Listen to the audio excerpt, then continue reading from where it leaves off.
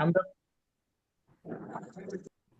আমরা পর্যায়ক্রমে আজকের প্রোগ্রামে গীতা পাঠ, মঙ্গলাচরণ, তারপরে আমরা ভজন শুনলাম। তো আজকে প্রভু আমাকে আদেশ করেছেন যে অক্ষয় তৃতীয়া সম্পর্কে কিছু তথ্য উপস্থাপন করার জন্য এবং বলার জন্য। তো আমি আপনাদের কাছে কিছু কথা বলার চেষ্টা করব। তো আপনারা সবাই আমাকে আশীর্বাদ করবেন যেন আমি আপনাদের সঙ্গে কিছু প্রশ্ন কথা আলাপ করতে পারি। তো আমি সর্বপ্রথমে একটু মঙ্গলাচরণ করে, যদিও মঙ্গলাচরণ হয়েছে তারপরেও আমি সংক্ষেপে একটু মঙ্গলাচরণ করব। তারপরে অক্ষয় তৃতীয়া এই একটা তিথি, মহান তিথি। এই তিথিতে কি করা উচিত, কেন করব, কি কি হয়েছিল সেই সম্পর্কে আমরা একটু আলোকপাত করার চেষ্টা করব। ওম অজ্ঞানতিমিরান্ধস্য জ্ঞানাঞ্জন শলাকয়া চক্ষুরুন্মিলিतं येन तस्मै श्रीगुरुवे नमः। श्रीचैतन्यमनोभीष्टं स्थापितं येन भूतले स्वयं रूप पदमहं ददति स्वपदान्तिकं। वन्देऽहं श्रीगुरु श्रीयुतो पदकमलं श्रीगुरु वैष्णवञ्च श्रीरूपं सग्रजातं सगण रघुनाथान्वितं तं सजीवं सवद्वैतं सवधूत परिजन सहितं कृष्ण चैतन्य देवं श्रीराधा कृष्ण पादान् सहगण ललिता श्री विशाखनितां विच।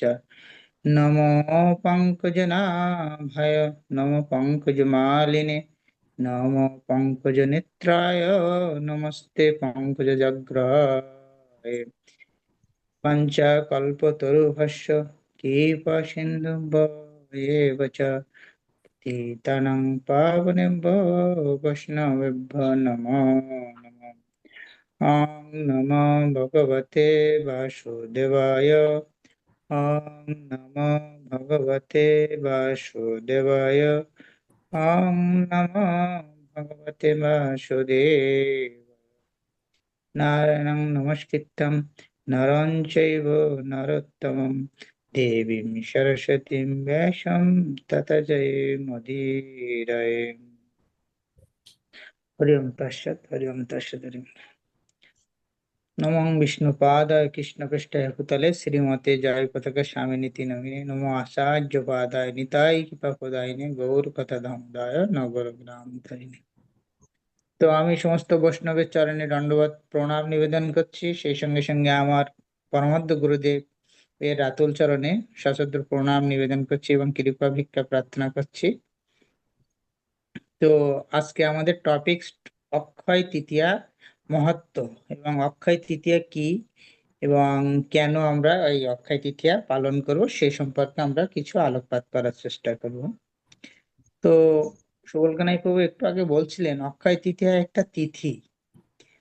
তো অক্ষয় তৃতীয়া একটি তিথি, প্রতি বছর বৈশাখ মাসের শুক্লা পক্ষের তৃতীয়া তিথি, এই তিথিকে অক্ষয় তৃতীয়া বলে।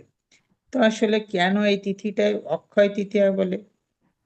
তো এইখানে এই তিথিতে কোনো কার্যক্রম সম্পাদন হইলে সেই সম্পাদিত কাজটা অক্ষয় থেকে যায়। তার ভালো কর্মের ফল, খারাপ কর্মের ফল, আপনি যে কর্মটাই করবেন সেই কর্মটাই মানে অক্ষয় থাকবে। সেই জন্য এই তিথির নাম হয়েছে অক্ষয় তৃতীয়া। তো অক্ষয় তৃতীয়া অনেক মহত্ব আছে, যা আমরা ধারাবাহিকভাবে কয়েকটা আলাপ করব। তো বিশেষ করে এই অক্ষয় তৃতীয়াতে ইসকন ভক্তদের জন্য কেন গুরুত্বপূর্ণ, তো সেক্ষেত্রে আমাদের একজন ভক্ত বলছিলেন যে আমরা 18-19টা কিংবা 20টার মতো মহত্ব নিয়ে আলাপ করবো আজকে।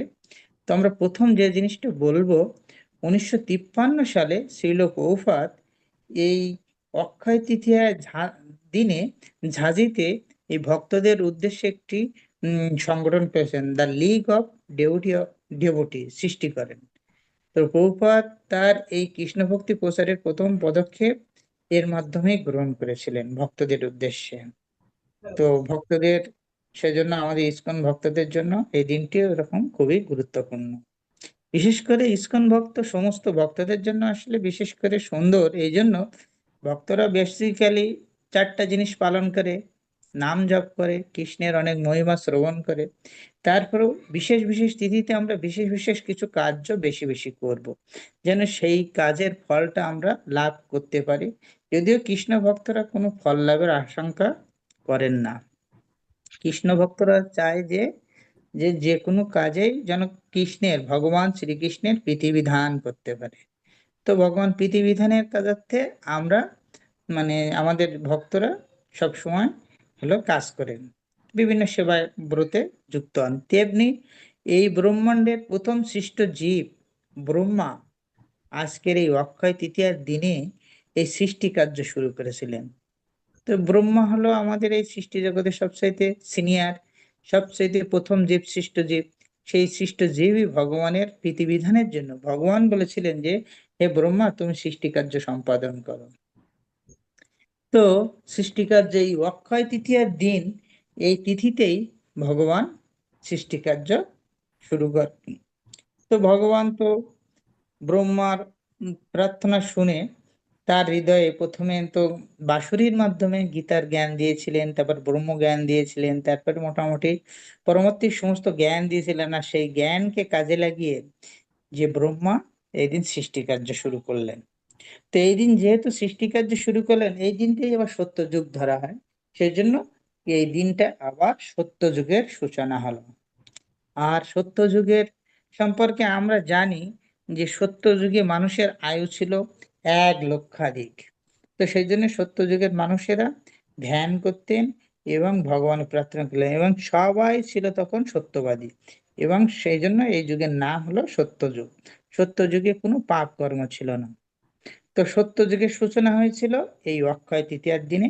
আবার ব্রহ্মা সৃষ্টিকার্য শুরু করেছিলেন এই অক্ষয় তৃতীয়ার দিনে। তো সেই জন্য অক্ষয় তৃতীয়ার প্রচন্ড মাহাত্ম্য, যেহেতু যুগ সৃষ্টি হয়েছে, যেহেতু প্রজা সৃষ্টি শুরু হয়েছে ব্রহ্মার মাধ্যমে, সেই জন্য আমরা এই অক্ষয় তৃতীয়ার দিনটে এইভাবেই স্মরণ করতে পারি যে প্রজা সৃষ্টি, আমাদের সৃষ্টি শুরু এই দিন থেকে। তো আমি তিনটা বললাম পরপর, যে 1953 সালে শ্রীল প্রভুপাদ অক্ষয় তৃতীয়ায় ঝাঁসিতে দ্য লিগ অফ ডেভোটি সৃষ্টি করেন। দুইয়ে বললাম ব্রহ্মা সৃষ্টি কার্য শুরু করলেন। সত্য যুগেরও সূচনা এই সময় হয়েছিল। আবার শাস্ত্রে বলা হয়েছে যে ত্রেতা যুগেরও সূচনা এই সময় হয়েছে। তো এই অক্ষয় তৃতীয়ায় পর্যায়ক্রমে আমরা দেখতেছি সত্য যুগের সূচনা হচ্ছে, তারপরে আবার ত্রেতা যুগেরও শুরু হচ্ছে। আবার এই ত্রেতা যুগ কি জন্য মহান? এখানে ভগবান মর্যাদা পুরুষোত্তম রামচন্দ্র আবির্ভাব হয়েছিল এই ত্রেতা যুগে। তো ভগবান যুগে যুগে আমাদের মাঝে আসেন বিভিন্ন সময় বিভিন্ন শিক্ষা দান করার জন্য। যেমন গীতায় বলছেন, যদা যদা এই ধর্মস্য গ্লানি ভবতি ভারত অভ্যুত্থানম অধর্মস্য তদান্মনম সৃজাম্যহম পরিত্রাণায় সাধনং বিনাশায় চ দুষ্কৃতম ধর্ম সংস্থাপনার্থায় সম্ভবামি যুগে যুগে। তো ভগবান আসেন ধর্ম স্থাপনের জন্য যুগে যুগে। তেমনি ভগবান রামচন্দ্র এসেছিলেন মর্যাদা পুরুষোত্তম এই রাম রাজ্য এবং আদর্শ রাজা কিভাবে হতে হয় সেটা দেখানোর জন্য এই পৃথিবীতে এসেছিলেন। তো ভগবান রামচন্দ্র যখন ত্রেতা যুগে এসেছিলেন রঘুবংশে, তো সূর্য বংশের রামচন্দ্র এসেছিলেন। এই রামচন্দ্র, আমরা জানি কিছুদিন আগে রামনবমী হয়ে গেল, এই রামনবমী আমরা পালন করলাম। তো রামচন্দ্র 14 বছর বনবাস যাপন করেছিলেন তার পিতৃসত্য পালনের জন্য। সেখানে তিনি তার মর্যাদা রক্ষা করেছিলেন, পিতৃসত্যের মর্যাদা রক্ষা করেছিলেন, এবং মাতার মাতৃধর্ম সঠিক রাখার জন্য, মাতৃধর্ম পিতৃধর্ম সবকিছু মর্যাদা ঠিক রাখার জন্য রামচন্দ্র 14 বছরের জন্য বনবাসে গেছিলেন। আর এই 14 বছরের বনবাস যাপন থেকে ভগবান রামচন্দ্র যখন ফিরে এসেছিলেন, এই আসার পরে ভগবানের রাজ্যাভিষেক হয়েছিল, এবং ভগবান সেই রাজ সিংহাসনে ভগবান রামচন্দ্র এই রাজ সিংহাসনে বসেছিলেন এই অক্ষয় তৃতীয়ার দিনে। যে জন্য এই অক্ষয় তৃতীয়া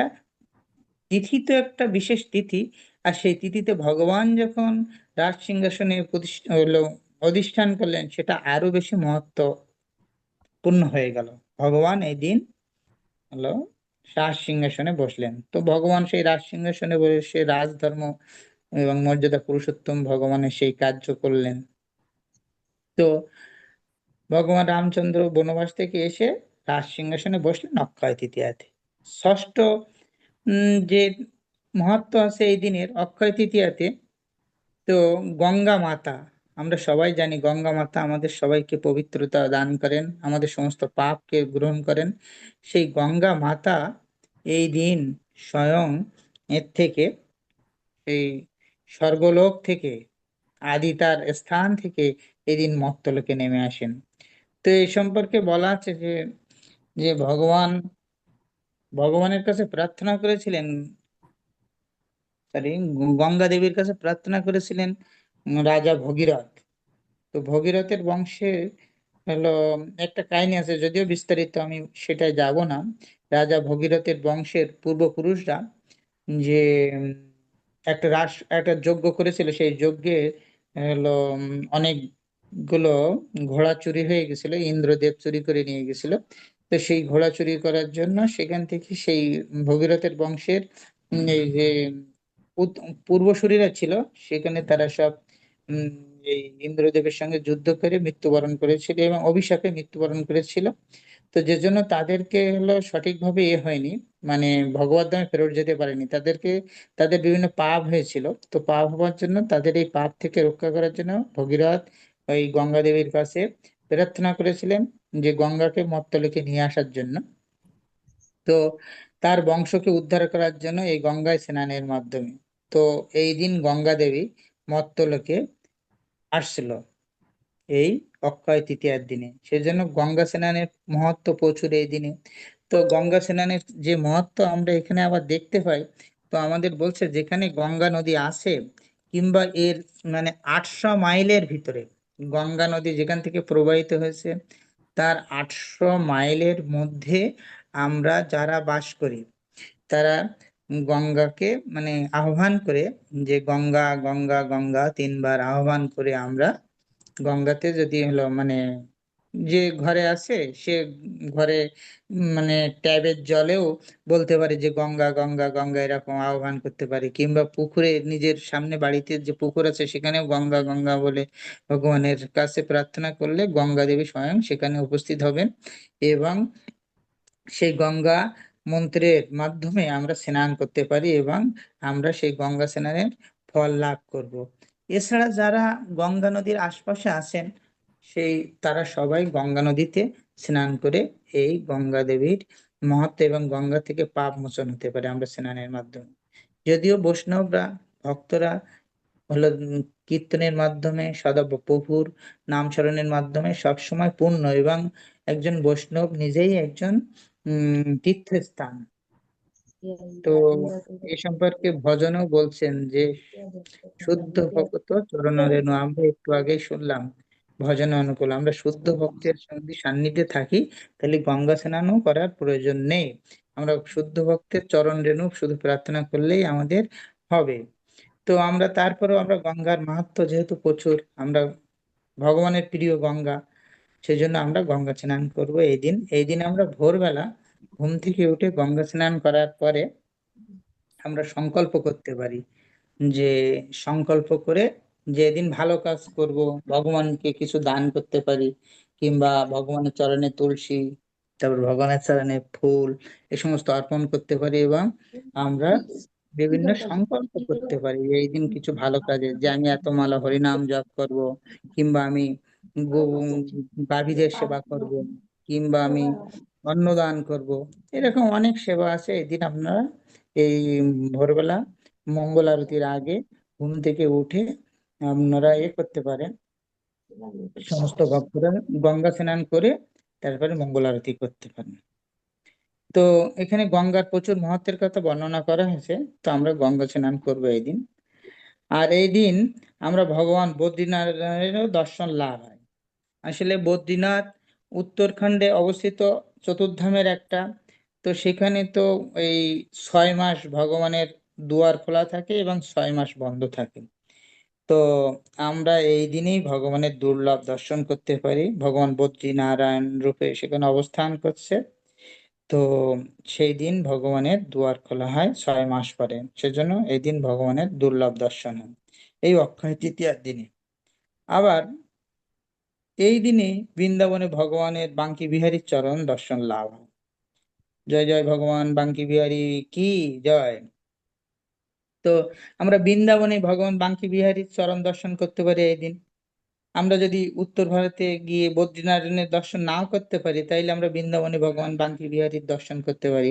আর যেই বাঙ্কি বিহারী সেই বদ্রীনারায়ণ। তো আমরা সেই জন্য যে কোনো জায়গায় গিয়ে ভগবানের চরণ দর্শন করতে পারি। আর ভগবানের চরণ দর্শন করা ভক্তদের জন্য অতি আনন্দের এবং জীবনের ইষ্পিত লক্ষ্য। আমাদের লক্ষ্যই তো ভগবানের চরণ দর্শন এবং ভগবানের চরণ সেবা করা।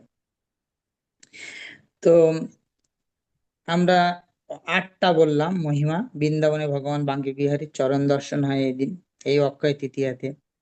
আমরা নবম আর একটা মহত্ব, অত্যন্ত মহিমান্বিত দিন, যে এই অক্ষয় তৃতীয়ার দিন আমরা চন্দন যাত্রা শুরু হয়েছিল। এই চন্দন যাত্রা একটা আমাদের ভক্তদের জন্য অত্যন্ত মহিমান্বিত দিন। তো এই চন্দন যাত্রা আবার কি, অনেকের মনে থাকতে পারে, যদিও আমাদের এখানে যে সমস্ত ভক্তরা আছে সবাই জানেন অন্তত চন্দন যাত্রা সম্পর্কে।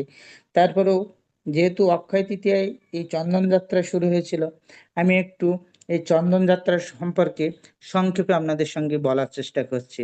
কারণ এখানে যে ভক্ত এই চন্দন যাত্রার সঙ্গে যুক্ত আছেন, সেই ভক্ত মহাপ্রভুর গুরুদেব তার গুরুদেবের সঙ্গে যুক্ত। তো আমরা সেই গুরুদেবের নাম মাধবেন্দ্র পুরীপাদ।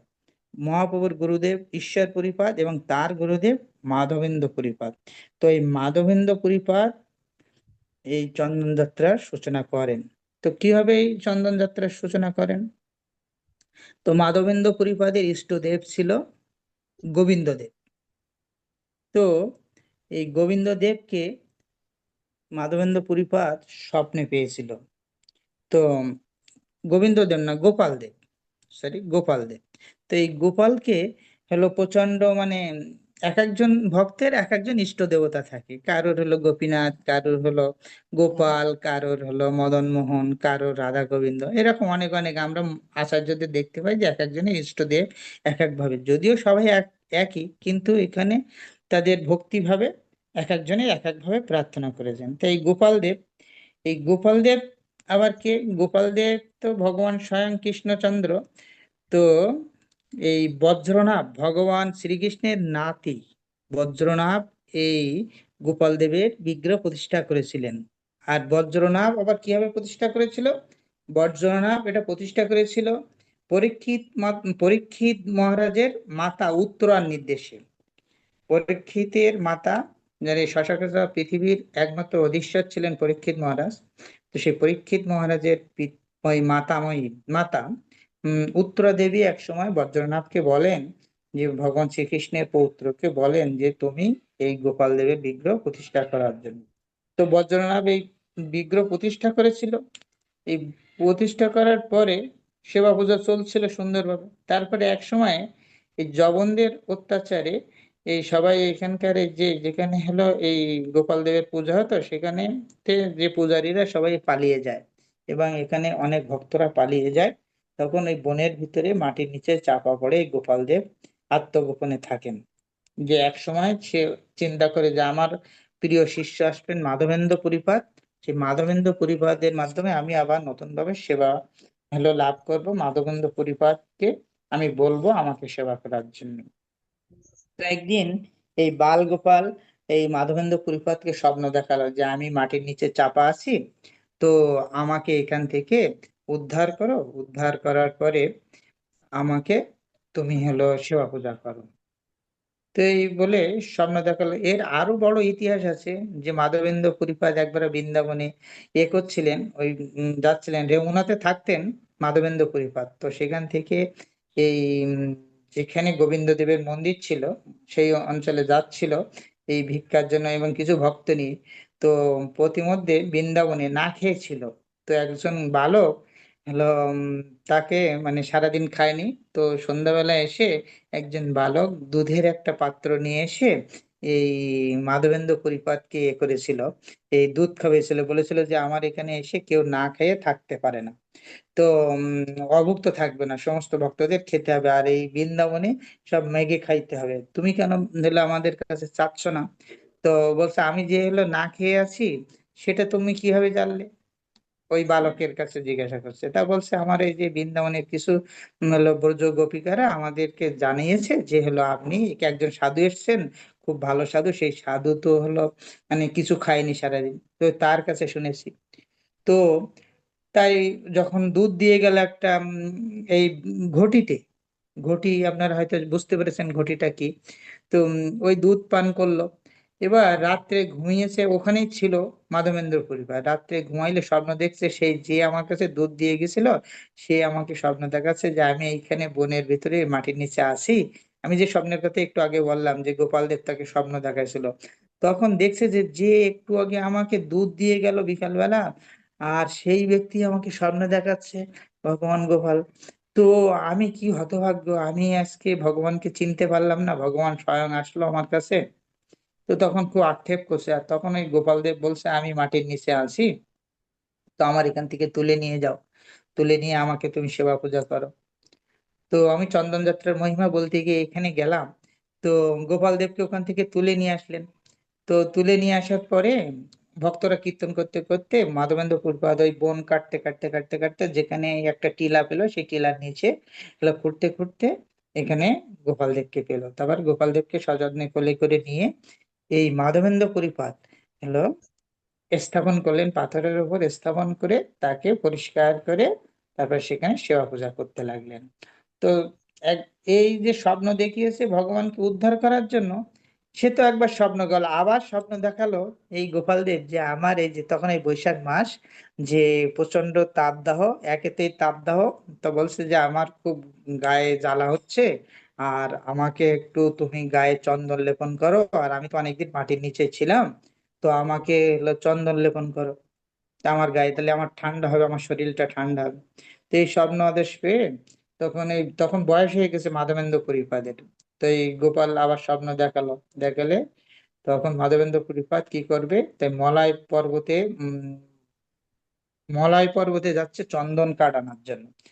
তো মলয় পর্বতে যাচ্ছে চন্দন কাঠ আনার জন্য, হাঁটতে হাঁটতে সে যাচ্ছে, যেতে যেতে হলো রেউনাতে, আপনার রেউনা বলে একটা জায়গা ছিল, সেখানে হলো গোপীনাথের পূজা হতো। তো গোপীনাথের আশ্রমে গিয়ে রাত হয়ে গেছে। তো সেখানে গোপীনাথের আশ্রমে রাত্রি যাপন করছেন এই মাধবেন্দ্র পরিপাত। তো মাধবেন্দ্র পরিপাত যখন রাত্রি যাপন করছে তখন সন্ধ্যাবেলা ভগবানের ভোগ হয়, সন্ধ্যার পর পরই। তো ভোগ হচ্ছে, ওখানে ভগবানের ভোগের জন্য 12টা হলো ভাঁড়ে করে ক্ষীর দিচ্ছে।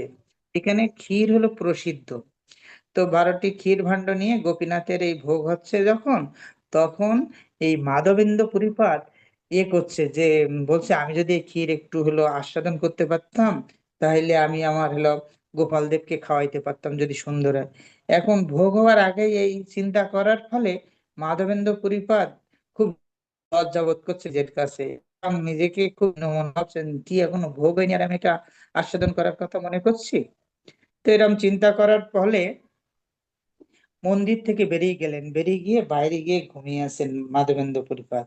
আর আস্তে আস্তে অল্প ঘুম আসছে।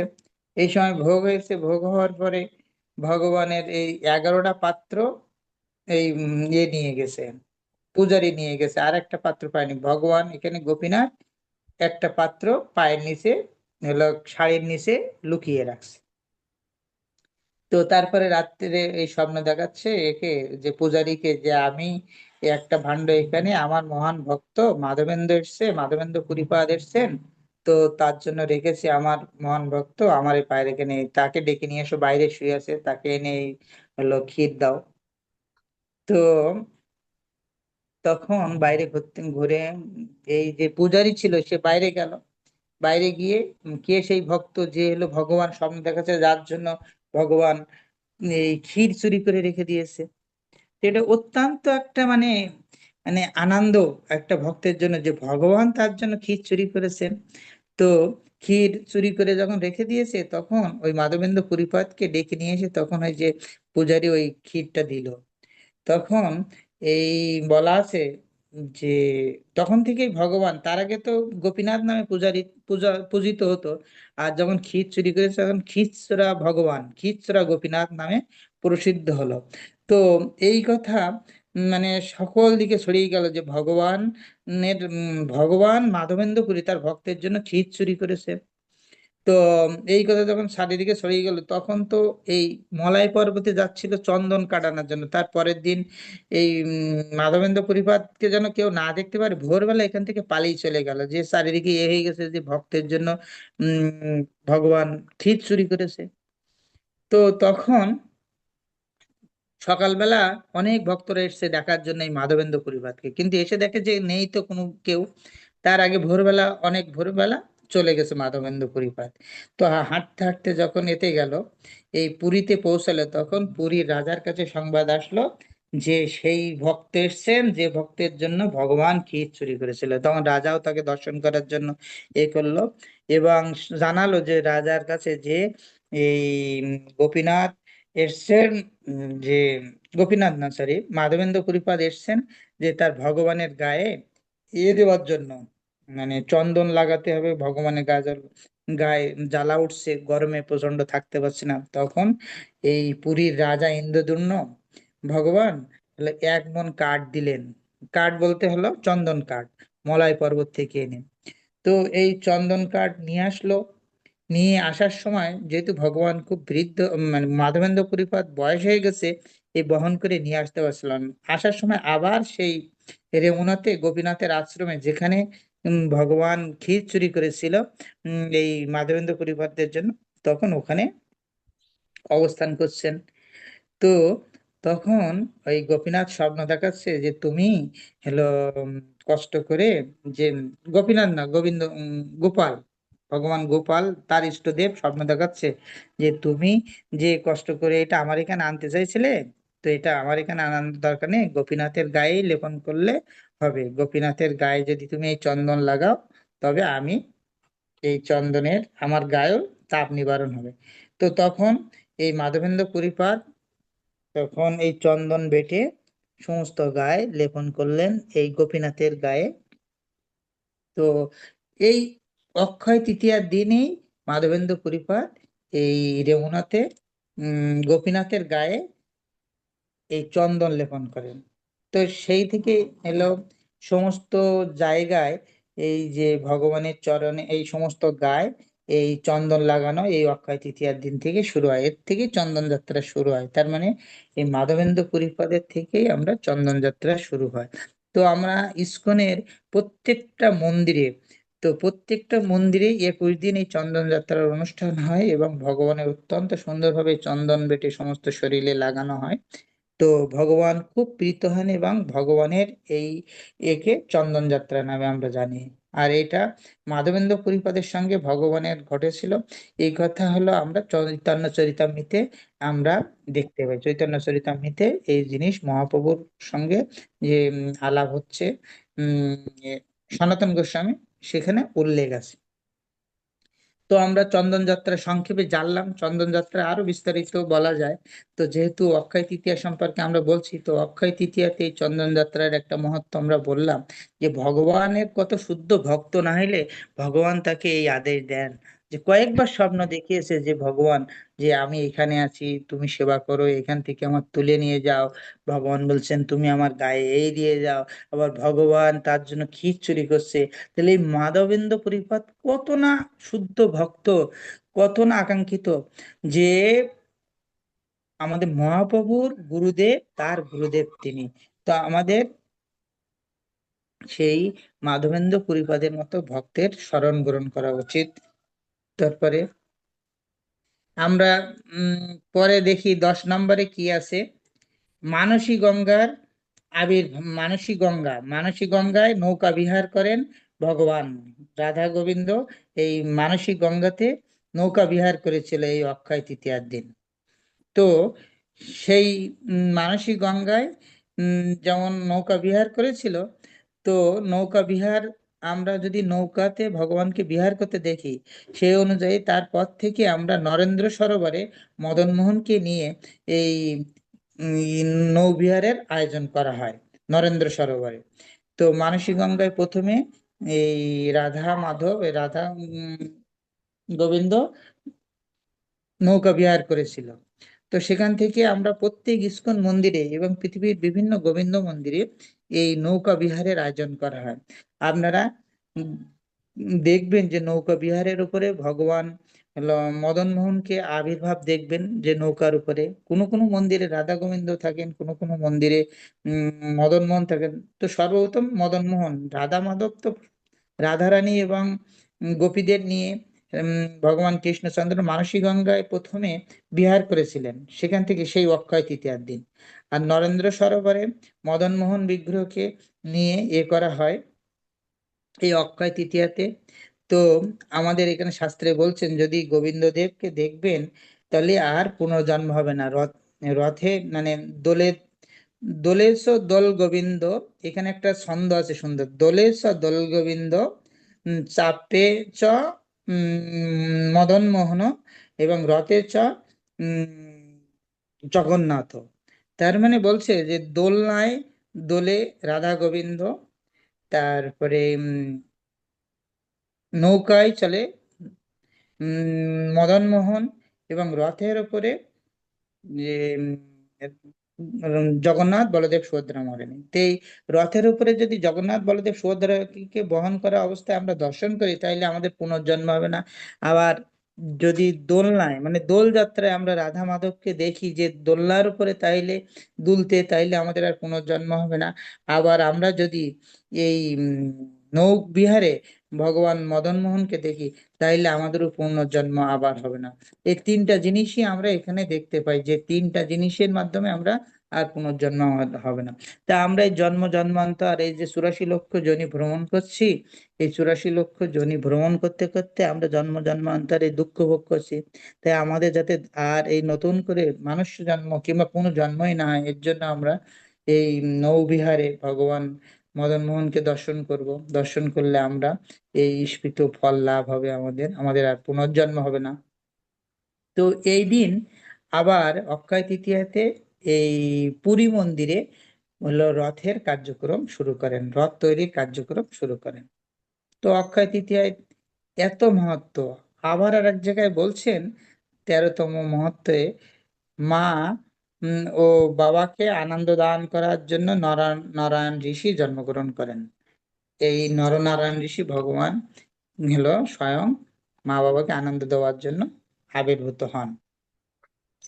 আর 14 নম্বর মহত্বে বলছে মহারাজ গাদি তার কন্যা সত্যবতীকে বিয়ে দেওয়ার জন্য চিন্তা করছিলেন একজন শক্তিশালী রাজার সঙ্গে। মহারাজ গাদির কন্যার নাম সত্যবতী। তো বিয়ের জন্য চিন্তা করছিলেন। তো এই সময় ঋষিক মুনি ইচ্ছা করলেন যে সত্যবতীকে বিয়ে করবেন। তো এই যখন ঋষিক মুনি বয়স্ক লোক ছিলেন, বয়স্ক লোক, তখন রাজা খুব টেনশনে পড়ে গেলেন যে আমার এই কুমারী মেয়ে, তাকে আমি বিয়ে দেবো, সুন্দরী মেয়ে, আমি রাজার কোনো পুত্রের হাতে বিয়ে দিতে চাই। তো কি হলো, যদি মুনি ইচ্ছা পোষণ করেছেন বিয়ে করবেন, তো তখন রাজা নাও বলতে পারছে না, কারণ না বললে যদি অভিশাপ দিয়ে যায়। তখন কি করলেন, তিনি একটা উপায় বললেন যে আমার মেয়েকে বিয়ে করতে হলে 1000 ঘোড়া আমাকে উপঢৌকন দান করতে হবে, এবং সেই ঘোড়ার ডান কান হতে হবে শ্যাম বর্ণ। তো এই ঋষিক ঋষিকে এই মুনিকে এই কথা বলায় তখন বলছেন, ও আমাকে তুমি পরীক্ষা করছো। তা মুনির তো অনেক পাওয়ার ছিল, ধ্যানের পাওয়ার। তো উনি সঙ্গে সঙ্গে বরুণ দেবের কাছে গেলেন, বরুণ দেবের কাছে গিয়ে বললেন যে আমাকে এই এতগুলো ঘোড়া লাগবে, এবং তাদের ডান কান যেন হলো শ্যামবর্ণ হয়। তো সঙ্গে সঙ্গে এই ডান কান শ্যামবর্ণওয়ালা এই ঘোড়া দান করেন। তো এনে যখন সঙ্গে সঙ্গে এই যে মহারাজ গাদিকে দিলেন, তখন কি করবে, তো মেয়েকে তখন বিয়ে দিতেই হয়। তখন এই সত্যবতীর সঙ্গে বিয়ে হয় ঋষিক মুনির। তো বিয়ে হওয়ার পরে এই সত্যবতী তার হলো স্বামীর কাছে মানে ঋষিক মুনির কাছে পুত্র কামনা করলেন। যে বিয়ের পরে প্রত্যেক মেয়েই তার স্বামীর কাছে পুত্র কামনা করেন, সন্তান কামনা করেন। তো সন্তান যখন কামনা করলেন, তখন বললেন ঠিক আছে, আমি একটা যজ্ঞ করব, সেই যজ্ঞের থেকে পায়েস এনে তোমাকে দিব, তুমি সেই পায়েস খাওয়ার পরে তুমি হলো পুত্র লাভ করবে। তখন এই সত্যবতীর মা, মানে ঋষিকমণির শাশুড়ি, এই সত্যবতীকে বলছেন যে তোমার তো কোনো ভাই নেই, তাহলে তুমি জামাইকে বলো যে আমার জন্য যেন একটা পায়েস তৈরি করে দেয়। তো তখন এই সত্যবতী তার এই স্বামীকে, ঋষিকমণিকে বলেছে যে আমার মাও এরকম বলেছে যে আমাকে একটু যেন পায়েস তৈরি করে দেয়, তোমার যেমন যজ্ঞের থেকে দেবে, আর তোমার তো ভাই নেই, তাইলে তোমার ভাই যাতে একটা হয়। তখন মা মেয়ে দুজনের জন্য এই ঋষিকমণি দুটো হলো ইয়ে করলো, তৈরি করলো পায়েসের ভাণ্ড। সেখানে একটা হলো, মানে দুটোই করলো। তখন এই মেয়ের মা, সত্যবতীর মা চিন্তা করছে যে তার সত্যবতীর তো স্বামী, তাইলে সত্যবতীর জন্য মনে হয় খুব পাওয়ারফুল এবং সুন্দর করে এটা মন্ত্র দিয়ে তৈরি করছে, আর আমার জন্য হয়তো ভালো কিছু করবে না। তখন মা মেয়েকে বলছে তোমার যেটা পায়েসে রে দিচ্ছে ওইটা তুমি আমাকে দাও, আর আমারটা তুমি খাও, যদি ভালোই হয় সেটা তো তোমার ভাই হবে। তো এই চিন্তা করে মা আর মেয়ে দুজন পাত্রে যখন এই যে পায়েস এনে দিল ঋষিমুনি, তখন ওলট পালট করে খেয়ে নিল। মায়েরটা মেয়ে খেলো আর মেয়েরটা মা খেলো এই পায়েসের। তো এই খাওয়ার ফলে কি হলো, যখন জিজ্ঞাসা করছে ঋষিকমণি তুমি এই পায়েসটা ঠিক মতো খেয়েছিলে তার স্ত্রীকে, তখন যখন জিজ্ঞেস করিস ঠিক মতো খেয়েছিলে কিনা, তখন বলছে যে আমরা এই ওলট পালট করে খেয়েছি মা আর মেয়ে। তখন বলছে কি সর্বনাশ, আমি তো তোমার জন্য তৈরি করেছিলাম যে ব্রাহ্মণ, আমরা ব্রাহ্মণ হিসাবে, আমি ব্রাহ্মণ হিসাবে, ব্রাহ্মণ হবে, ব্রাহ্মণ সন্তান হবে, আর তোমার মা হলো, তোমার বাবা হলো ক্ষত্রিয়, সেজন্য তাদের পুত্র হবে ক্ষত্রিয়। এখন ওলট পালট হয়ে গেল। তো ওই ব্রাহ্মণ পুত্র, ওই বিশ্বামিত্র মুনি, বিশ্বামিত্র ওই তার মায়ের মানে এই সত্যবতীর ভাই হিসেবে জন্মগ্রহণ করলো। আর এটা বলার উদ্দেশ্যে এই যে গল্পটা আমরা বলছি, যে এই পরশুরামের জন্ম এই অক্ষয় তৃতীয়াতে। তো পরশুরামের বাবা যমলগ্নি হলো ঋষির জন্ম হয় এই সত্যবতীর মানে গর্ভে।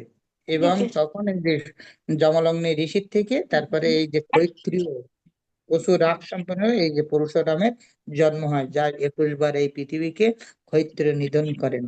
তো এই পরশুরামের জন্ম হয় এই অক্ষয় তৃতীয়াতে। সেই জন্য আমি আবার এই যে মহারাজ গাদির এই কন্যার বিবাহ নিয়ে ঋষিমণির এইটা নিয়ে আমি একটু বললাম, যাতে কিভাবে এই পরশুরাম জন্মগ্রহণ করলো এবং এই পৃথিবীতে আসলেন, এই যে পায়েস খেয়েছেন ওলট পালট খেয়ে। আর মেয়েরা সবসময় একটু চিন্তায় থাকেন যে আমারটাই মনে হয় কম হয়ে গেল, আমারটা মনে হয় খারাপ হলো। তো আপনারা যারা মাতাজিরা আছেন তারা যেন কিছু মনে করবেন না, এই মেয়েদের ভিতরে অনেক মানে চিন্তা চেতনা এরকম হয়, যদিও ছেলেদেরও হয় ভক্ত। কিন্তু আমাদের ভক্তদের সবসময় গুরু প্রতি, সবার প্রতি বিশ্বাস এবং ভগবানের প্রতি দৃঢ় বিশ্বাস থাকা উচিত। তো এইভাবে পরশুরামের জন্ম হয় এখানে এই অক্ষয় তৃতীয়াতে।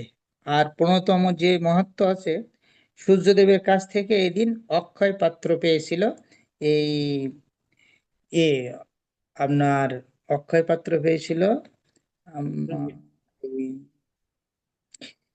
ধর্মরাজ যুধিষ্ঠির স্ত্রী, পঞ্চপাণ্ডবের স্ত্রী, এখানে বলা হয়েছে দ্রৌপদী। দ্রৌপদী। দ্রৌপদী। দ্রৌপদী।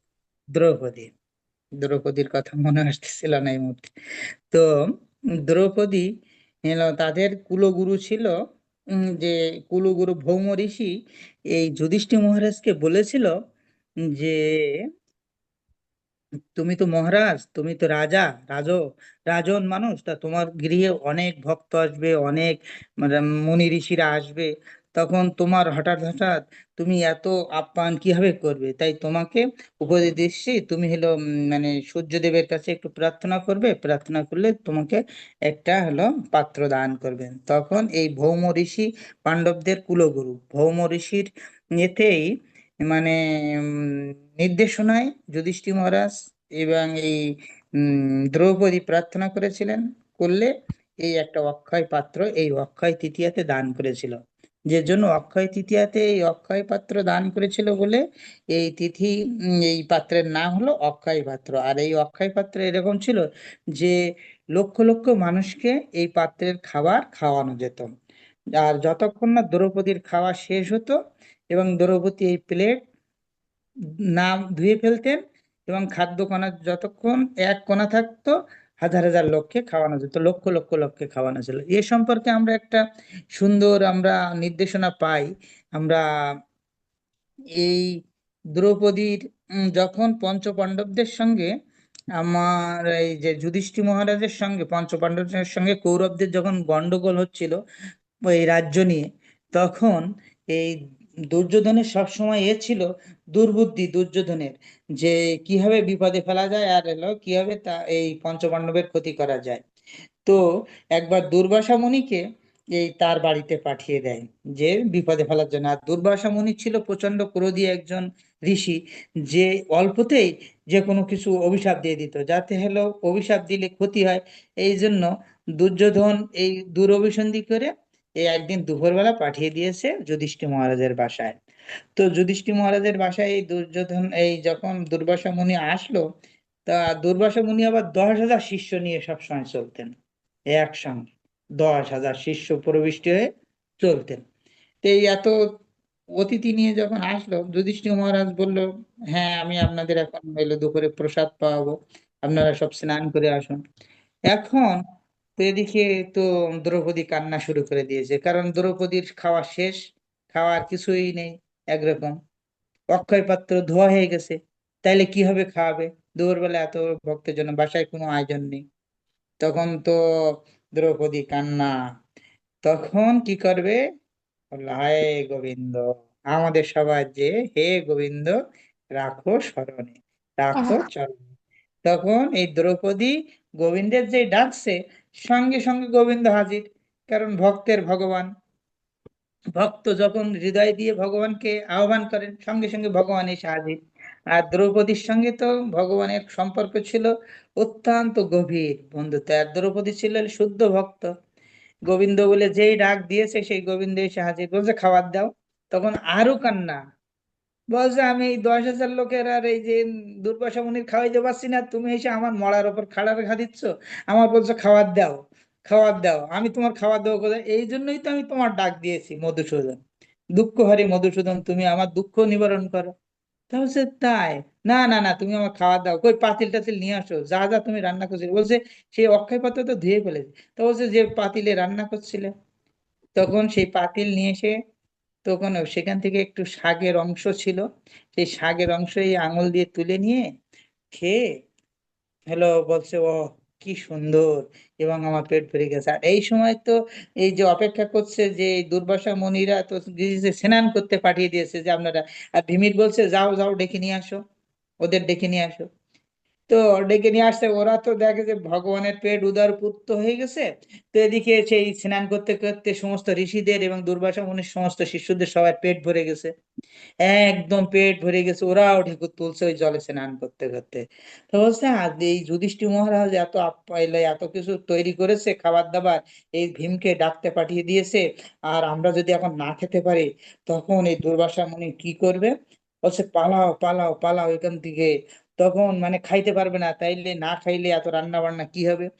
এই থেকে এই দুর্বাসা মুনি এখান থেকে পালিয়ে গেল, আর ভগবান কি করলো? যে একটুখানি শাকের খেয়ে, দ্রৌপদীর ডাকার ফলে এই ভগবান আসলো এবং শাক খেলো, খেয়ে এই দ্রৌপদীকে উদ্ধার করলো যুধিষ্ঠির মহারাজকে। আর কি হলো? যে বদমাইশ দুর্যোধন তার দুরভিসন্ধি কিছুই কাজ করলো না। তাহলে আমরা যদি ভক্তদের সবসময় ভগবানের স্মরণে থাকি, ভগবানের ডাকি, তাইলে আমরাও ভগবান এভাবে আমাদের সবসময় উদ্ধার করবে। সেখানে দৃঢ় বিশ্বাস থাকতে হবে আমাদের। তো আমাদের এইখানে এই অক্ষয় পাত্রের মহিমা আমরা আলাপ করলাম। তো এরপরে আমরা দেখতে পাই যে পবন সরোবর, পবন সরোবরে স্নান এই অক্ষয় তৃতীয়াতে করতে করলে আমরা অক্ষয় ফল লাভ করি কিভাবে? যে এই পবন সরোবর হলো, পবন গোপ নামের এলো একজন, মানে নন্দ মহারাজের আত্মীয়, এই যে পবন সরোবর সৃষ্টি করেছিল। এই পবন সরোবরটা এখন, এই পবন সরোবরে এই অক্ষয় তৃতীয়ার দিন সমস্ত তীর্থগুলো এসে হাজির হন। তো প্রয়াগরাজ, তারপরে গঙ্গা যমুনা সরস্বতী নর্দমা, কাবেরী, সিন্ধু, সমস্ত তীর্থস্থানগুলো এখানে আসেন। তো এই সম্পর্কে একটা ছোট্ট লীলা আছে, আমি সেই লীলাটা সংক্ষেপে বলবো। আমার টাইম অনেক হয়ে গেছে মনে হয়, আমি জানি না আমার কতক্ষণ টাইম। তো তো এই পবন সরোবর, এই পবন সরোবরে এক সময় নন্দ মহারাজ চিন্তা করলো, আমি তো গৃহস্থ, আমি এই গৃহস্থ আশ্রমে আছি, তাইলে আমাকে একটু তীর্থে স্নান করা উচিত, তীর্থে গিয়ে দান করা উচিত। আর গৃহস্থদের কর্তব্য হলো তীর্থে স্নান করা, তীর্থে দান করা। তো যেই চিন্তা সেই কাজ, তখন নন্দরানীকে বলছেন, আমি হলো এই কালকে একটু এতে যেতে চাই, যে আমি প্রয়াগরাজে যেতে চাই, গিয়ে সেখানে হলো আমি স্নান করে একটু দান করতে চাই গৃহস্থদের। তখন কৃষ্ণ বলরাম বলছে যে, বাবা বাবা তুমি কালকে যেও না, পরশুদিন যাও। তো পরশুদিন ছিল অক্ষয় তৃতীয়া। তো চিন্তা করছে, আমি যাব, তাইলে তোমরা আবার কান্না করবে না তো? হলো নন্দ মহারাজ চিন্তা করছে, তা বলছে, না না বাবা, আমি চিন্তা হলো কান্না করবো না। তা বলছে, তুমি একদিন পরে যাও। তো মার বেশি বেশি রান্না করতে বললো, খাবার দাবার তৈরি করতে বললো, তুমি অর্ধেক নিয়ে যাবা ওখানে, আর অর্ধেক আমাদের দুই ভাইয়ের জন্য, কৃষ্ণ আর বলরামের জন্য রেখে দেবো। আর বাবা তুমি কিন্তু ভোরবেলা যাবা, যেন রৌদ্রে ওঠার আগে। তা বলছে, ও কি সুন্দর উপদেশ দিচ্ছে, যে বাবা তুমি হলো ভোরবেলা যাওয়া, একদিন পরে যাওয়া, আবার যাওয়ার সময় এরা দুজনেই কান্না করবে যে বাবা আমি তোমাদের সঙ্গে যাবো, আমি তোমার সঙ্গে যাবো। তখন কৃষ্ণ বলরাম বলছে, ছোট ছোট মানুষ তো, হলো লীলা করছেন। তো বলছেন যে, না না বাবা, আমরা কান্না করবো না, তুমি হলো স্নান করে তারপরে ভোরবেলা চলে যাওয়া। তো ঠিক আছে। কৃষ্ণ বলরাম এত সুন্দর করে বলেছে, ওরা যাবে না, খাবার দাবার নেই। তো এই পবন সরোবরে স্নান করতে গিয়েছে ওই ভোরবেলা ঘুম থেকে উঠে, এই অক্ষয় তৃতীয়ার দিন। তো স্নান করতে গিয়ে দেখে, যে স্নান করতেছে, এই সময় দেখে যে খুব সুন্দর সুন্দর দেব কন্যাদের মতো সব দেখতে, সব এখানে হলো স্নান করছে। তখন এই নন্দ মহারাজ মনে করছে যে আমি ভুল জায়গায় এসে স্নান করছি, এইখানে তো মেয়েদের আমি তখন পুরুষদের আর ঘাট আছে, সেই ঘাটে চলে গেল। সেখানে গিয়ে দেখছে যে কি সুন্দর সুন্দর লম্বা, খুব সুদর্শন পুরুষরা এখানে স্নান করছে। তা নন্দ মহারাজের উম, হয়েছে, যে কৌতূহল হয়েছে, যে জিজ্ঞাসা করছে, তুমি কে? তা বলছে, আমি হলো প্রয়াগরাজ। বলছে, তুমি প্রয়াগরাজ, তুমি এখানে কি করছো? তো বলছে, আমি এখানে আসি, এখানে কৃষ্ণ বলরাম তো স্নান করতো, তো আমি, এটা খুব পুণ্য জায়গা, এটা খুব বড় তীর্থ, আমি তাই এই তীর্থে এসে স্নান করি, এই অক্ষয় তৃতীয়ার দিন দিয়ে আমার সমস্ত পাপ টাপ আমি সব এখানে রাখি। তখন বলছে, আমি যাব হলো প্রয়াগরাজে করতে, আর সে প্রয়াগরাজ এসছে এখানে, সেখানে দেখছে যে গঙ্গা, যমুনা, সরস্বতী, নর্দমা, তারপর সিন্ধু, মানে যত পুণ্য স্থান ছিল সব এইখানে এসে করছেন, যে স্নান করছেন। তাই এই পবন সরোবরে স্নান করলে অক্ষয় তৃতীয়াতে সমস্ত পাপ নষ্ট হয়। তো অক্ষয় তৃতীয়াতে এই যে প্রয়াগরাজ এখানে আসছিল, তীর্থ আসছিল এই পবন সরোবরে, সেই জন্য মাহাত্ম্য। 16তম মহত্বে গেল, 17তম মহত্বে এই অক্ষয় তৃতীয়ায় মাতা অন্নপূর্ণা দেবী অন্নদান করেছিলেন এই অক্ষয় তৃতীয়াতে দেবাদিদেব মহাদেবকে। সেই জন্য এই শিবজিকে দিয়েছিলেন, সেই জন্য অন্নদানেরও প্রচুর মাহাত্ম্য আছে। আপনারা এই অক্ষয় তৃতীয়াতে অন্নদান করতে পারেন। এই আর অন্নদান করলে, এখানে একটা গল্প আছে, একজন এই যুধিষ্ঠির মহারাজ জিজ্ঞাসা করছিল, যে একজন ব্রাহ্মণ পত্নী এবং তার ব্রাহ্মণ ছিল, তারা কোনো কিছু এই ব্রাহ্মণ ভালো কাজ করেনি। আমি সংক্ষেপে বলছি। তো একদিন এক ভিক্ষুক আসলো, ব্রাহ্মণ ভিক্ষুক এই ব্রাহ্মণের বাড়িতে। তো এই ব্রাহ্মণ মোটে দান দিবে না কোনো কিছু, কিন্তু ওই তার স্ত্রী, সতী স্ত্রী, গোপনে পিছনের গেট দিয়ে বেরিয়ে সেই তাকে খুব বকাবকি করেছিল, যে ভিক্ষা করতে আসছিল ব্রাহ্মণ, যে দান দেবে না বলে এই ব্রাহ্মণ। তখন কি করলো এই মহিলা, হলো তার স্ত্রী, তাকে এই পিছনের গেট দিয়ে যা রান্না করেছিল গিয়ে ডাক দিয়ে তাকে একটু খাবার খাওয়াইছিল। কিন্তু এইটা দেখে আর তার স্বামী, যে ব্রাহ্মণ, যে বকা দিয়েছিল ওই ভিক্ষুক ব্রাহ্মণকে, দেখেও কিছু বলেনি। তো দেখে কিছু না বলায়, তো দেখে যে একদিন যখন যমরাজ এসছে এই এর মৃত্যুর সময়, তখন যমরাজ একে নিয়ে গিয়েছে যমদূতরা জমালয়। তখন দেখছে, একে জমালয়ে নিয়ে আসছে কেন? তা এর কোনো কি পুণ্য কাজ করেনি, তা দেখছে না কোনো পুণ্য কাজ করেনি, তা ভালো করে দেখতে বলেছে। তখন দেখতে দেখতে দেখে যে এই অক্ষয় তৃতীয়ার দিন তার স্ত্রী এই ব্রাহ্মণকে অন্নদান করেছিল, এবং তার স্বামী এই যে ব্রাহ্মণ দেখেছিল কিন্তু আর কিছু বলেনি। এই না বলার জন্য অক্ষয় তৃতীয়াতে তার স্ত্রী যখন দান করেছিল, দেখার পরে যদিও ওই ব্রাহ্মণকে বকা দিয়েছিল দান করবে না বলে, তারপরে যখন দেখেও কিছু আর শেষে বলেনি, তা একটুখানি পুণ্যের ফলে এই অক্ষয় তৃতীয়াতে তাদেরকে হলো ভগবত ধামে প্রাপ্তি হয়েছিল। এই যমরাজ বিচার করলো, সেটাও এই যে এই অন্নদান করার জন্য। সেজন্য আপনারা অন্নদান করবেন এই অক্ষয় তৃতীয়াতে। অন্নদানের প্রচুর মাহাত্ম্য আছে। আবার এই দিনে ব্যাসদেব, ভগবানের সত্যাবেশ অবতার ব্যাসদেব হলো ভাগবতম রচনা করেছিলেন, এবং গণেশের মাধ্যমে।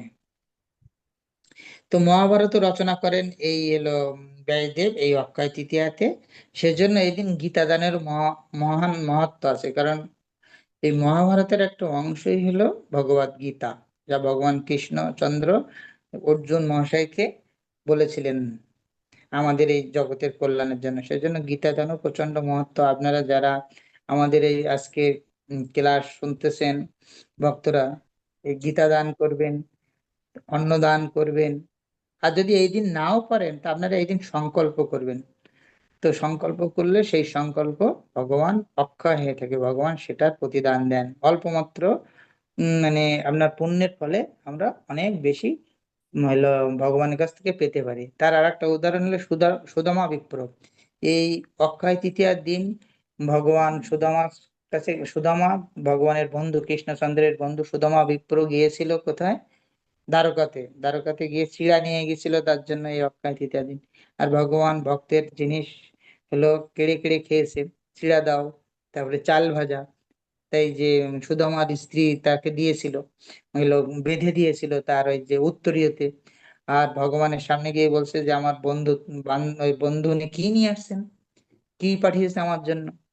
তা বলছে যে না না না, আমি তোমাকে বলতে পারবো না। তখন এই রাজ সিংহাসনের থেকে নেমে এসে এই যে ভগবান সুদামা বিপ্রের কাছের থেকে চাল হলো ভাজা হলো কেড়ে নিয়ে খাচ্ছিল। তো এর ফলে কি হলো, একটুখানি চাল ভাজার পরিবর্তে সুদামা বিপ্রকে একটা হলো সুন্দর মানে রাজপ্রাসাদ দান করেছিল। মানে চায়নি সুদামা বিপ্র, তারপরও ভগবান এই দান করেছিল। তো সেই জন্য ভগবানকে যদি কেউ অল্প কিছু দেয়, তাহলে ভগবান তার প্রতিদানে কোটি কোটি গুণ ফেরত দেন। এটা 19তম গেল। আমি 20তম মহত্ব বলে হয়তো শেষ করব। তো এখানে আর একটা মহান উদাহরণ আছে এই অক্ষয় তৃতীয়ার। সেই উদাহরণটা হলো দ্রৌপদীর সঙ্গে দুটো দুটো ঘটনা ঘটেছিল অক্ষয় তৃতীয়া। দ্রৌপদীকে বস্ত্রহরণ হয়েছিল এই অক্ষয় তৃতীয়ার দিন। আর এই বস্ত্রহরণে ভগবান টন টন বস্ত্র দান করেছিল এই দ্রৌপদীকে। তো এর পিছনে একটা সুন্দর ইয়ে আছে, যে ভগবান কৃষ্ণচন্দ্র যখন এই রাষ্ট্রযজ্ঞ হয়েছিল, যুধিষ্ঠির মহারাজ রাষ্ট্রযজ্ঞ করেছিল। তো রাষ্ট্রযজ্ঞে ভগবান কৃষ্ণকে এই অনুষ্ঠানের প্রধান ব্যক্তি হিসেবে ঘোষণা করেছিল। ঘোষণা করার ফলে এই তার চিরশত্রু শিশুপাল, শিশুপাল বারংবার তার নামে বদনাম করছিল এবং কৃষ্ণকে বিভিন্ন ভাবে উপহাস করছিল। তো এইভাবে 101বার একটা বধ ছিল যে শিশুপাল কৃষ্ণচন্দ্র তাকে হত্যা করবে। তাই শিশুপালের মা আবার আত্মীয়, শিশুপাল কৃষ্ণের আত্মীয় হয়তো সম্পর্কে, জড়জাগতিক একটা বন্ধন হিসেবে। তো শিশুপালের মা কৃষ্ণের কাছে প্রার্থনা করেছিল যে তুমি মারবা না। তো তখন কৃষ্ণচন্দ্র তাকে কথা দিয়েছিল যে ওর 100টা অপরাধ ক্ষমা করে দেবে। তো 100টা অপরাধ যখন পূর্ণ হয়ে গেল, তখন ভগবান কৃষ্ণচন্দ্র ওই শিশুপালকে এই চক্র দিয়ে চক্র দিয়ে আঘাত করে, চক্র দিয়ে হলো এই শিশুপালের গলা কেটে দেয়। তো চক্রটা যখন শিশুপালের গলা কেটে দেওয়ার পরে আবার ফেরত আসছিল, তখন ভগবান লীলা করছেন, লীলাময় কৃষ্ণ, লীলা পুরুষোত্তম ভগবান শ্রীকৃষ্ণ। তো লীলা করার জন্য এই হাতে একটু কেটে যায়, এই যে সুদর্শন চক্র যখন হাতে আবার ধারণ করে এই আঙুলে একটু কেটে যায়। তখন সেখানে হলো দ্রৌপদী, কুন্তী দেবী, তারপরে উম এই সুভদ্রা মহারানী সবাই ছিল। তো উম, কেউ সেখানে কিছু করেনি, কিন্তু দ্রুত দ্রৌপদী তার এই রাজার রাজরানী, উনি তার ওই স্বর্ণে মুড়িত যে শাড়ি ছিল, সেই শাড়ির আঁচল ছিঁড়ে সঙ্গে সঙ্গে ভগবানের হাতে বেঁধে দেয়, ভগবান কৃষ্ণের হাতে হলো বেঁধে দেয়। তখন কৃষ্ণ বলছে, তুমি আমাকে কাপড় দিয়েছো, বেঁধে দিয়েছো, আমি তোমাকে এর প্রতিদান দেব, আমি তোমার কাছে ঋণী হয়ে গেলাম। তো ভগবান সব সময় ভক্তের কাছে ঋণী থাকেন। তো ভগবান চান যে কিভাবে তার ঋণ শোধ করতে পারি। তো যখন এই অক্ষয় তৃতীয়াতে এই দ্রৌপদীর বস্ত্রহরণ হচ্ছিল, এই কুরু রাজবংশের হলো তখন সবাই বসেছিল সেখানে। কুরু শ্রেষ্ঠ এ ছিল, উম দুর্যোধন সেখানে ছিল, সেখানে পিতামহ ভীষ্ম ছিল, সেখানে দ্রোণাচার্য ছিল, কুলগুরু ছিল, কৃপাচার্য ছিল, সেখানে হলো অন্ধ রাজা ধৃতরাষ্ট্র ছিল, সবাই ছিল, কিন্তু কেউ রক্ষা করে না। আর দ্রৌপদী ছিল তখন রজস্বলা স্ত্রী, তখন এক কাপড়ে ছিল, সেই এক কাপড়ে তার চুল ধরে এবং এই চুল ধরে টেনে টেনে সেখানে নিয়ে আসছিল, এবং বস্ত্র টানছিল, বস্ত্র টেনে টেনে তাকে উলঙ্গ করতে চেয়েছিল। তো ভগবান রাকে হরি মারে কে। তো ভগবান দেখছে, ভগবান তখন খাচ্ছিল দ্বারকাতে। তো ভগবান চিন্তা করছে, উতলা হয়ে গেছে, তখন রুক্মিণী খাওয়াচ্ছিল এই ভগবানকে, এবং সত্যভামা তাকে এরকম বাতাস করছিল, এবং সমস্ত মহিষীরা ভগবানকে এ করছিল। তো দ্রৌপদী প্রথমে তার হলো এই যে সম্ভ্রম রক্ষা করার জন্য শাড়ি এক হাত দিয়ে ধরে চেষ্টা করছিল এই রক্ষা করার জন্য। তো রক্ষা করতে পারেনি, পরে এক হাত দিয়ে চেষ্টা করছে, আর এক হাত দিয়ে ভগবানকে ডাকছে, তখন রক্ষা করতে পারলো না, এবং ভগবান তখনও আসলেন না।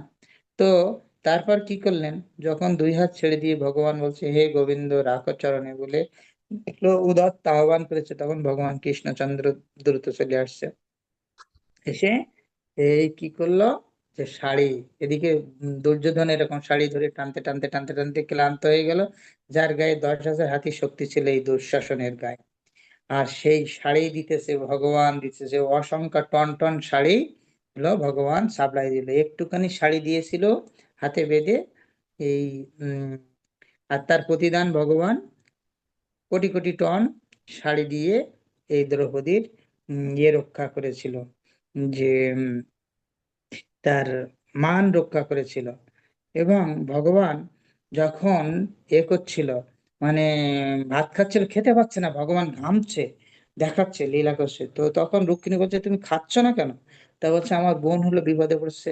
তো বলছে, তোমার বোন বিপদে পড়েছে, দ্রৌপদী বিপদে পড়ছে, তা তুমি তো অনেক আগেই পড়েছে, তা তুমি যাচ্ছ না কেন?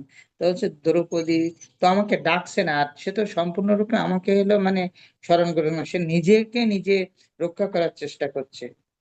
তো যতক্ষণ না সে সম্পূর্ণ নিঃস্বার্থ হয়ে আমাকে, সে আত্মসমর্পণ করে আমাকে না ডাকে, আমি তাকে কিভাবে যাই, তাকে কিভাবে রক্ষা করি?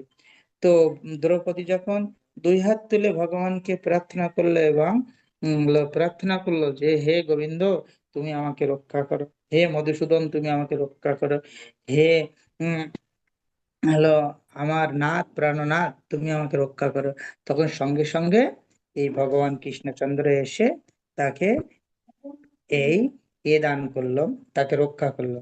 তো আমরা এখান থেকে এই অক্ষয় তৃতীয়াতেই দ্রৌপদীর বস্ত্রহরণ হয়েছিল, এবং আমরা দেখি যে ভগবান কিভাবে তার ভক্তকে রক্ষা করেন। তো এভাবে ভগবান বারে বারে আমাদের ভক্তদেরকে বিভিন্ন দিন নিদর্শন আমরা এই অক্ষয় তৃতীয়ার মাধ্যমে, এই দ্রৌপদীর মাধ্যমে, মাধবেন্দ্র পরিবাদের মাধ্যমে আমরা দর্শন করলাম, শ্রবণ করলাম। তো এই দ্রৌপদীর বস্ত্রহরণের বস্ত্র দানের মাধ্যমে আমরা এখানে এই যক্ষ্মা তৃতীয়ার আরো হয়তো অনেক মাহাত্ম্য আছে, আমি এই কয়েকদিন এই মাহাত্ম্যগুলো শ্রবণ করেছি, করার পরে আপনাদের সামনে আমি কিছু বলার চেষ্টা করলাম। তো অক্ষয় তৃতীয়াতে আমি আসলে বলতে চাই, এগুলো তো জড়জাগতিক দেওয়া নেওয়ার ব্যাপার, ভগবানকে এই দেবো এই দেবো, কিন্তু শুদ্ধ ভক্তরা কখনোই ভগবানের কাছে কিছু চান না। ভগবান এই দিন শুদ্ধ ভক্তরা এই মঙ্গল আরতি, গঙ্গা স্নান করে মঙ্গল আরতি করবেন, এবং বেশি বেশি সংকল্প করবেন ভগবানের কিভাবে সেবা করা যায় এবং ভগবানের প্রীতি বিধান করা যায়, সেই জন্য হরিনাম করবেন, বেশি বেশি গীতা পড়বেন, তারপরে বেশি বেশি দান করবেন, আমি সমস্ত ভক্তদের কাছে এই আশা করছি। এটা হলো আমাদের আচার্যপাদরা, আমাদের গুরুদেব সেই নির্দেশনা দিয়েছেন, সেই কথা বলেছেন, শুদ্ধ ভক্তরাও সেই কথা বলেছেন। আমিও এই অক্ষয় তৃতীয়ার আগে যাতে এই অক্ষয় তৃতীয়ার মহত্ব আছে সেই আমাকে বলার সুযোগ দেওয়ায় আমি এই অক্ষয় তৃতীয়ার কিছু মহত্ব আপনাদের তুলে ধরলাম। সেই মহত্ব অনুযায়ী আপনারা কার্যক্রম করবেন। আশা করি আপনারা সুন্দরভাবে হলো এই জিনিসগুলো পালন করবেন। তো আপনারা সবাই অক্ষয় তৃতীয়ার দিন সংকল্প করবেন। আর আমিও যেন আপনাদের সঙ্গে থেকে এই সংকল্পে যুক্ত হতে পারি, এই বলে আমি আমার এই অক্ষয় তৃতীয়ার মাহাত্ম্য আমার পাঠ এখানে বিশ্রাম রাখছি। তো আমি আপনাদের কাছে এখন